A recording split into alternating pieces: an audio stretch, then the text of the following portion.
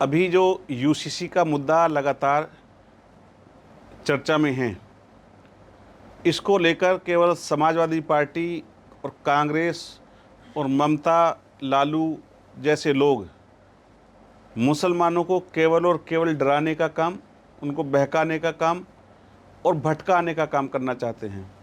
वो मुसलमानों को एक टूल्स के रूप में इस्तेमाल करना चाहते हैं ताकि उनको फिर सड़कों पर बिठाया जा सके, उनको सड़कों पर बिठाकर उनको दंगाई बनाया जा सके। दशकों तक वो लोग यही करते रहे। जहाँ मुसलमानों को उनको एजुकेशन की बात करनी थी, जहाँ उनको मुसलमानों की नौकरियों की बात करनी थी, वहाँ उन्होंने केवल कब्रिस्तान की बाउंड्री करा करके इसे मुसलमानों का विकास कहा। लेकिन भारतीय जनता पार्टी जहाँ सबका साथ, सबके विश्वास, सबके प्रयास की बात करती है और सबके विकास की बात करती है, तो उसमें 2,61,00,000 मुसलमानों को जब राशन दिया जाता है तो उनकी जात और मजहब नाम नहीं पूछा जाता। जब उनको आयुष्मान भारत के तहत 1.5 लाख लोगों को इलाज दिया जाता है तो नाम नहीं पूछा जाता।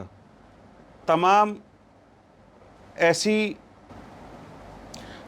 ऐसी योजनाएं हैं जिनमें मुसलमानों को हिस्सेदारी उनकी आबादी से ज़्यादा दी गई है।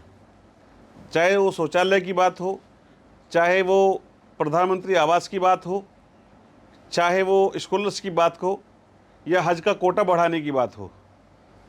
आज भारतीय जनता पार्टी की सरकारें सबका साथ और सबके विश्वास की बात करती हैं, सबको साथ लेकर के चलती हैं। गरीब कल्याण के लिए, गरीब के उत्थान के लिए, पीड़ित शोषित के लिए और महिलाओं के अधिकारों के लिए सरकार लगातार काम कर रही है। अगर यूसीसी में बेटियों को हक देने की बात हुई है या बेटियों को हक देने की चर्चा की जा रही है, तो सोचना ये भी चाहिए कि जब उनके बेटों की पत्नियां आएंगी, बीवी आएंगी, निकाह होकर के आएगा, तो वो भी अपना हक लेकर के आएंगी।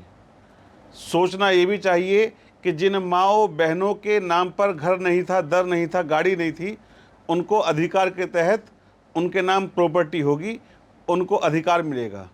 चाहे वो 3 तलाक की बात हो, उज्ज्वला योजना की बात हो या राशन कार्ड की बात हो, सरकार महिलाओं को अधिकार देने के लिए लगातार काम कर रही है। इसके लिए तमाम माताओं बहनों का आशीर्वाद भी मोदी जी को मिल रहा है। और मैं याद दिला दूं अपने मुसलमान भाइयों को, और जो कॉमन सिविल कोड के विरोध कर रहे हैं, ऐसे मेरे इज़्ज़त-माब आलिमों को भी, कि जो मुसलमान अल्लाह से डरते थे, गुनाह से डरते थे, आप उनको भाजपा से डराने का काम कर रहे हैं। आप सपा, बसपा, कांग्रेस जैसे दलों का काम आसान कर रहे हैं। आप या तो उनके साथ मिलकर के काम कर रहे हैं या उनके कहने में आकर काम कर रहे हैं। आपको जब राय देनी चाहिए तो आप विरोध कर रहे हैं, और जब विरोध करने का वक्त होता है तो राय देते हैं। ये सोचना और समझना हम सबकी हिस्सेदारी बनती है, जिम्मेदारी बनती है। ये हमारी ही जिम्मेदारी है कि कॉमन सिविल कोड के तहत अभी हमें राय देने की बात की गई है, हम सब लोग मिलकर के राय दें। अमर उजाला अब आपके टीवी पर भी।